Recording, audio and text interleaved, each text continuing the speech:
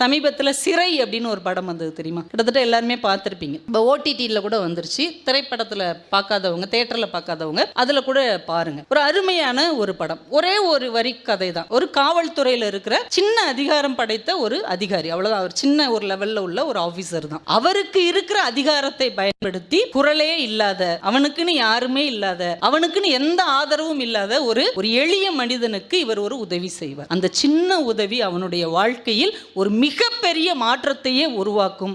அந்த அதிகாரி கடைசி சொல்லி முடிப்பார், நம்ம எல்லாருக்குமே ஒரு வாய்ப்பு இருக்கு, நம்ம எல்லாருடைய எல்லைக்கு உட்பட்டு ஒரு அதிகாரம் இருக்கிறது, அதை சின்ன உதவியாக மாற்றி இன்னொரு மனிதனுக்கு கொடுத்தால் நம்ம பார்வையில் அது சின்ன உதவி தான், ஆனால் வாங்கி கொள்ளுகிற அவர்களுடைய வாழ்க்கையில் ஒரு மிகப்பெரிய மாற்றத்தை நம்மால் உருவாக்க முடியும் என்று அவர் சொல்வார். இந்த வாய்ப்பு உங்க ஒவ்வொருவருக்கும் இருக்கிறது, நம்ம ஒவ்வொருத்தருக்கும் இருக்கிறது. ஏதாவது ஒரு விதத்தில் நம்மளை சுற்றி இருக்கிற யாரோ ஒருத்தருடைய வாழ்க்கையை டக்குன்னு லிஃப்ட் பண்றதுக்கு நமக்கு வாய்ப்பு இருக்கிறது. ஆனால் நம்மெல்லாம் ஏன் இதை செய்யணும்? இதை செய்யறதுனால அவங்க நமக்கு நன்றியாக இருக்க போறாங்க, இதை செய்யறதுனால நம்ம பேர் அவங்க 4 இடத்துல சொல்லவா போறாங்க அப்படிங்கிற ஒரு எண்ணத்தோட நம்ம கடந்துடுறோம். அதெல்லாம் விட்டுருங்க. அவங்க நம்மளை கொண்டாடுறாங்க, நமக்கு நன்றி சொல்றாங்க, இதெல்லாம் தேவையே இல்லை. நம்மளுடைய மனசுக்கு ஒரு திருப்தி கிடைக்கும்ல. ஒரு 80 வயசு 90 வயசு வாழ்றோமா என்னன்னு தெரியல, கடைசி காலத்துல நம்ம வாழ்க்கையை நாமே திரும்பி பார்க்கும்போது யாரோ ஒருத்தருடைய வாழ்க்கையில் நான் ஒரு விளக்கு ஏற்றி வைக்கிறேன் என்கின்ற நம்முடைய ஆத்ம திருப்திக்காகவாவது நம்ம அதை செய்துதான் ஆகவே. நம்ம எல்லாராலையும் முடியும்.